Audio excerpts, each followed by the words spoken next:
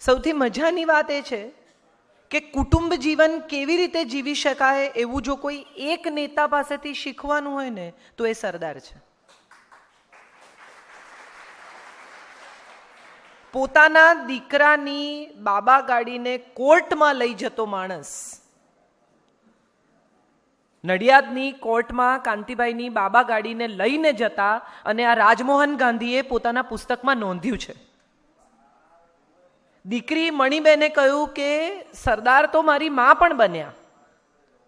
અને પ્યારેલાલજીએ પોતાના એક પુસ્તકમાં લખ્યું છે કે સરદાર જ્યારે મણિબેનને મુંબઈ જતા હતા અને સ્ટેશને મૂકવા ગયા ત્યારે એમણે જે પ્રકારની ભલામણો કરી એ એક મા કરતાંય વધારે હતી કે એને આમ નથી ભાવતું, એને આમ નથી ગમતું, એ ઓછું બોલે છે, એનું આમ ધ્યાન રાખજો.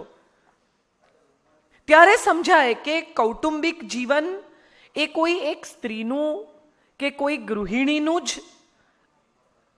પોર્ટફોલિયો નથી. પુરુષ પણ કૌટુંબિક જીવનમાં બહુ જ પ્રદાન કરતો હોય છે, કરે છે. કેટલા બધા પતિ પત્ની હોય, ખાસ કરીને મેં પટેલોના ઘરમાં જોયું છે, બૈરા શબ્દ વાપરે. શરૂમાં જ્યારે હું તો નાગરની દીકરી પરણીને ગઈ તો મને આખો વિરોધ કે આ બૈરા નહીં કહેવાનું એમ.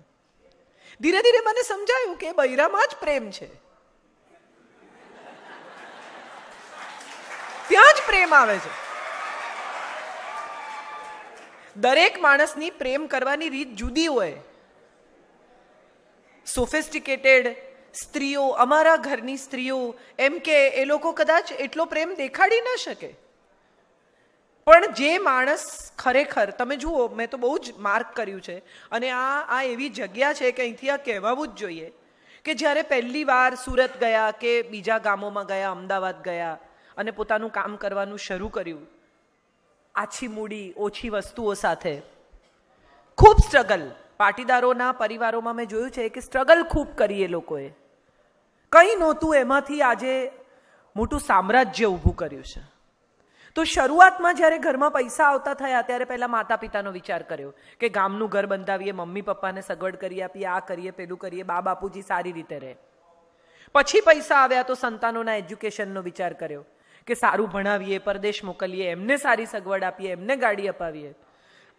પછી પૈસા આવ્યા તો પત્નીની સાડીઓ, પત્નીના દાગીના, પત્નીની વસ્તુઓ. હું કેટલા બધા એવા પટેલ પરિવારોને ઓળખું છું અંગત રીતે કે બહાર જતા હોય અને સવારથી પહેરેલું શર્ટ હોય અને પત્ની એમ કે બદલી કાઢો ને, તો એમ કે ચાલે, હવે મને કોણ જોવાનું છે, તું સાડી સરસ પહેર. પત્નીનું આખું વોર્ડરોબ ભર્યું હોય અને પતિનું એક જ ખાનું હોય, અને શર્ટની સર્કિટ બી એવી જ રીતે ચાલે, જે ઉપર હોય લઈ લેવાનું એટલે પાછું છેલ્લું ઉપર આવી જાય. બધા પપ્પાઓ આવા હોય છે કેટલા બધા પરિવારોમાં. ગંજી ફાટેલું હોય અને પત્ની એમ કે આવું કેવું પહેરો છો, કોઈ જુએ કે કોઈ કોણ જોવાનું છે, તું જ જુએ છે ને. આ પ્રેમ છે, પણ આ સમજતા કદાચ થોડો સમય લાગે છે. કેટલા બધા પાટીદાર પરિવારોમાં હું જોઉં કે દીકરીને અમુક રીતે ડિસ્ટન્સ પર રાખે, બહુ વાલ ના કરે, બહુ આમ શરીરે અડે નહીં પિતા. પણ એ જ પિતા દીકરીના માથે હાથ મૂકે ને તો તમને એવું સમજાય કે આ હથેળીમાંથી રીતસર વાલનો વરસાદ થાય છે. એની આંખમાં, એના શબ્દમાં, એના ચહેરા પર તમને દેખાય કે આ વાલ છે. અને હું ઘણી વાર કહું છું કે પાટીદારો બહુ અદ્ભુત લોકો એટલા માટે છે, સરદાર સહિતના, કે જમીન સાથે જોડાયેલા લોકો છે. એમને બીજનું મૂલ્ય ખબર છે. મોટા ભાગના લોકો છે ને બીજને ચૂંથી નાખે, ડિસેક્ટ કરે. અંદર શું છે, 2 ટુકડા છે, 3 ટુકડા છે, પીળું છે, ધોળું છે, કાળું છે, લીલું છે, આ બધામાં બહુ સમય નાખે. પાટીદાર એ બીજને ચૂંથ્યા વગર એને જમીનમાં રોપીને 1,000 કરે છે. આ એની આવડત છે સાહેબ. તમે જુઓ, અમેરિકા જેવો દેશ પટેલોથી બીવે છે. જ્યાં પટેલ અટક વાંચી કે એની આંખો 4 થઈ જાય. કેમ જવું છે? કેમ કે એને ખબર છે કે આ એક જશે ને તો પાછળ આખો દેશ જશે. તમે બ્રુજ, બેલ્જિયમ હું ગઈ, મેં જોયું કે ત્યાં એ લોકોના પેલું બ્રુશ શું કે છે, બુર્શ, બુર્શમાં ગુજરાતી ખાવાનું મળે, ગુજરાતી જ બોલાય. બિચારા જ્યુઇશ તો ભૂલાઈ ગયા છે. પાલનપુરી, જૈન અને પટેલો આ લોકો ત્યાં રાજ કરે છે સાહેબ. કબજો જ લઈ લીધો છે, રીતસર કબજો લઈ લીધો છે. મોટેલ્સ, તમે અમેરિકાની કોઈ પણ મોટેલમાં જઈને ઊભા રહો, કોઈ પણ ફ્લેગ હોય એમાં એક પટેલ તો હોય ને હોય. હું તમને એક બહુ અદ્ભુત દાખલો આપું, બહુ ઇન્ટરેસ્ટિંગ. હું ઇંગ્લેન્ડ ગઈ હતી, લંડન. પછી મારી પાસે 3 દિવસની રજા હતી, એટલે મેં કીધું મારે સ્કોટલેન્ડ જવું છે. એટલે હું સ્કોટલેન્ડ ગઈ એકલી. તો સ્ટેશન ઉતરી એટલે મને એમ કે કંઈક શોધી કાઢીશ નાની મોટી જગ્યા. એટલે એક ભાઈ બેઠા હતા, ગુજરાતી દેખાતા હતા. એટલે મેં જઈને એમને પૂછ્યું, મેં કીધું હું અમદાવાદથી આવું છું, ગુજરાતી છું, એકલા રહેવું છે, કોઈ સારી જગ્યા મને બતાવી શકો? મેં કીધું 3 દિવસ માટે. કે લે, એકલા રહેવું હોય તો મારે ઘેર ચલો. મને તો આઘાતથી વધારે મને સમજણ જ ના પડે કે આ અજાણ્યો માણસ આજે મને મળ્યો, મેં એનું મોઢું પહેલી વાર જોયું. અરે કે એકલી છોકરી થોડી એમ રહેવાય, હાલો ઘેર. એને ઘેર લઈ ગયા. મહેન્દ્રભાઈ પટેલ એનું નામ, પતિ પત્ની 2 જ જણા સ્કોટલેન્ડમાં રહે. એમની હોટેલ, એ હોટેલમાં પણ રાખી શક્યા હોત કે મારી હોટેલમાં રહો, પણ એ ઘરે લઈ ગયા, ગુજરાતી ખાવાનું ખવડાવ્યું, આખું સ્કોટલેન્ડ બતાવ્યું, લેક સિટી લઈ ગયા. અને કોઈ ઓળખાણ નહીં, જિંદગીમાં પહેલી વાર મોઢું જોયાની ઓળખાણ. અને હું નીકળી ત્યારે એના પત્નીએ મને 11 પાઉન્ડ હાથમાં આપ્યા. એટલે મેં એમને કહ્યું, મેં કીધું શેના પૈસા આપો છો? તો કે અમારા ઘેરથી દીકરી ખાલી હાથે ન જાય. હું આજે પણ આ ખરેખર કહું છું, આ પ્રસંગ હું આજે પણ યાદ કરું છું તો મારી આંખમાં પાણી આવે છે. આ પટેલ છે. સવાલ કુટુંબ અહીંથી શરૂ થાય છે એનો છે. આપણે એમ માનીએ છીએ કે મારા કાકા, મારા દાદા, મારા મામા, મારા ફોઈ, મારા ફુવા, મારા કાકા, આટલા જ લોકોનું કુટુંબ છે. ખરેખર આપણી પાસે વસુધૈવ કુટુંબકમની એક બહુ જૂની ફિલોસોફી છે. આખી દુનિયા આપણું કુટુંબ છે, આખું વિશ્વ આપણું કુટુંબ છે. આપણે બધાને ચાહી શકીએ છીએ. અને વસુધૈવ કુટુંબકમની સૌથી મોટી ડેફિનેશન કોઈ હોય ને તો એ પટેલ છે સાહેબ. પટેલના ઘરમાંથી જમ્યા વગર ગયેલા લોકો મેં નથી જોયા. એક શેઠ હતા, બહુ કામ કરે પટેલ, ઘરની બહાર નીકળે નહીં કોઈ દિવસ. આટલા અહીંયા જમીન છે ને ત્યાં જમીન છે ને પેલે જમીન છે ને અહીંયા છે ને, પણ ઘરની બહાર જાય નહીં કોઈ દિવસ. પછી બહુ દિવસે એમને એમના વાણોતરો એને આણે ને પેલા એને દીકરા એને કહ્યું કે ભાઈ આવો તમે આવો. એટલે એણે કહ્યું સારું ચાલો નીકળીએ. એટલે પત્નીને કહ્યું કે ભાઈ હું ક્યાંય ખાઈશ નહીં, મારું સરખું ભાતું મૂકજે, દૂધે ભાખરી બાંધજે, આમ કરજે, ફલાણું કરજે, પણ મને જરા સરખું ખાવાનું આપજે, મને ક્યાંય ફાવશે નહીં. તો પત્નીએ કહ્યું બધું મુકાઈ ગયું, જાઓ તમે. એટલે નીકળ્યા. પહેલે ગામ પહોંચ્યા, બ્રેકફાસ્ટ કરવાનો, શિરામણ કરવાનો ટાઈમ થયો. એટલે એમણે જોયું ગાડામાં કોઈ ડબ્બો જ નહીં. એટલું મગજ ગયું કે આ પટલાણીની બુદ્ધિ ભ્રષ્ટ છે, આવા છે તેવા છે, વાતો બધી મોટી મોટી કરે, બૈરા પોતાનું કામ ભૂલી જ જાય. જે કહેવાનું હતું એ બધું કહ્યું.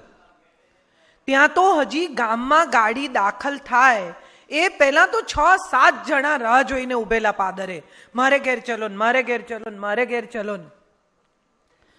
માંડ ક્યાં શિરામણ કર્યું, નીકળ્યા. માંડ એક જણને ત્યાં વળી આગળ ગયા, જમવાનો ટાઈમ થયો. 6-7 જણા પાદરમાં ઉભેલા, મારે ઘેર ચલો ને, મારે ઘેર ચલો ને. એમ કરતા 3 દિવસની એમની ટૂર પૂરી થઈ. બધી જમીનો જોઈ, બધા સર્વે નંબર જોયા, તલાટીઓને મળ્યા, આ કર્યું પેલું કર્યું. ઘેર પાછા આવ્યા અને પત્ની પર મગજ ગુમાવ્યો. કહ્યું તું તને કે ખાવાનું મૂકજે, ખાવાનું ના મૂક્યું, આમ થયું, ફલાણું થયું, કેટલી તકલીફ પડી. આ તો ઠીક છે બધા લોકો રસ્તામાં મળી ગયા ને મને ખવડાવ્યું, નહીં તો તારું શું થાત ને મારું શું થાત. એટલે પત્નીએ હસીને કહ્યું કે તમને ખબર છે આ બધાએ તમને કેમ ખવડાવ્યું? કે ના, કે એ બધું તમારું ભાતું છે ને એ મેં વર્ષો પહેલા ભર્યું છે. આ લોકો આપણે ઘેર આવે ને તો કોઈ દાડો ખાધા વગર ગયા નથી. આ ભાતું મેં વર્ષો પહેલા મોકલી દીધેલું કે તમે જાઓ તો તમને ત્યાં ખાવા મળે. આ બધું ભરેલું ભાતું છે. આ બધું મેં તમને ડબ્બામાં ભરી નથી આપ્યું, આ બધું મેં સંબંધોમાં ભરેલું ભાતું છે. ત્યારે સમજાય આખી વાત. મારે એક બહુ સાદો દાખલો આપવો છે. મારી સાથે મારી બાજુમાં જૂના ઘરમાં એક બેન રહેતા, એમનું નામ રીટાબેન પટેલ. બહુ સરસ વ્યક્તિ, બહુ ઓછું ભણેલા.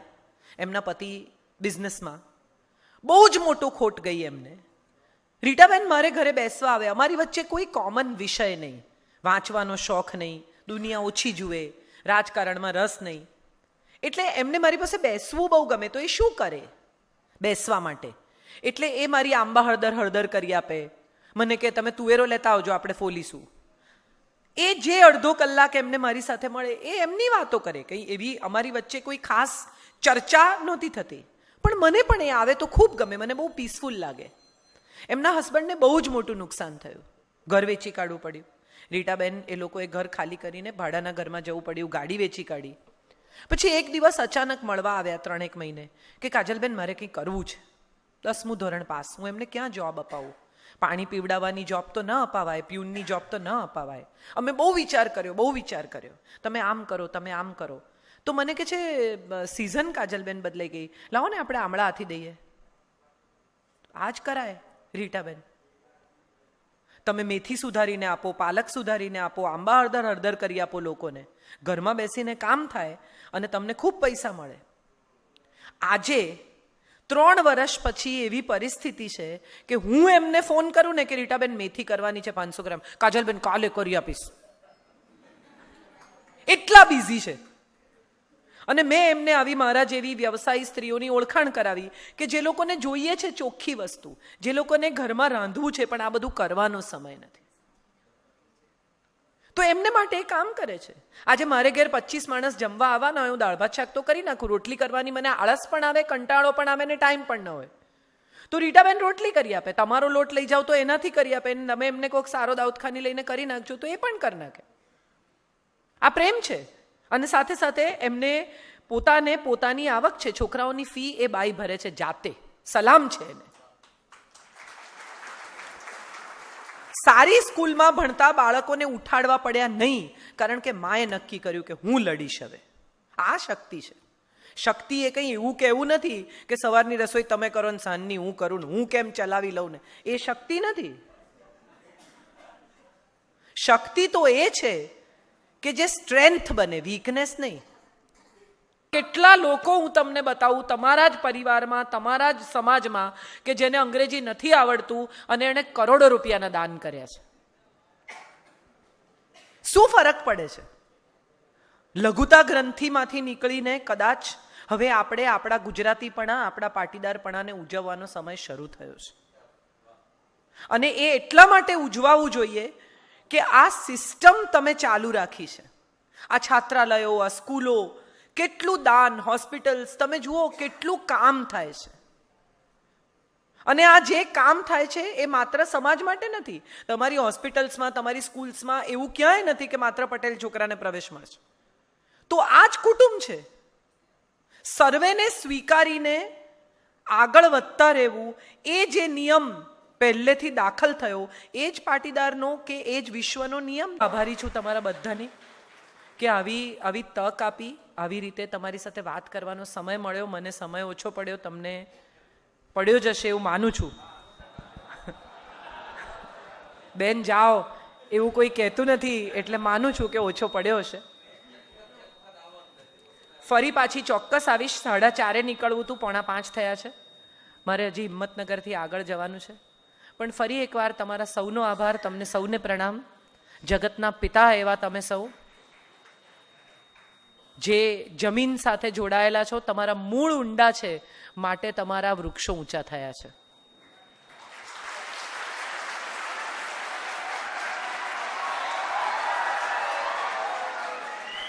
મૂળ જમીનમાં રાખજો. પગ જ્યાં સુધી જમીન પર હશે ને ત્યાં સુધી તમને કોઈ ઉખાડી નહીં શકે. જે દિવસે જમીનથી પગ અદ્ધર થયા ને એ દિવસે પડવાની બીક લાગશે. એટલે મૂળ તમે જમીનમાં ખોસી રાખશો ને દોસ્ત, તો પાંખો ગમે એટલી વિસ્તારશો તમને તકલીફ નહીં પડે.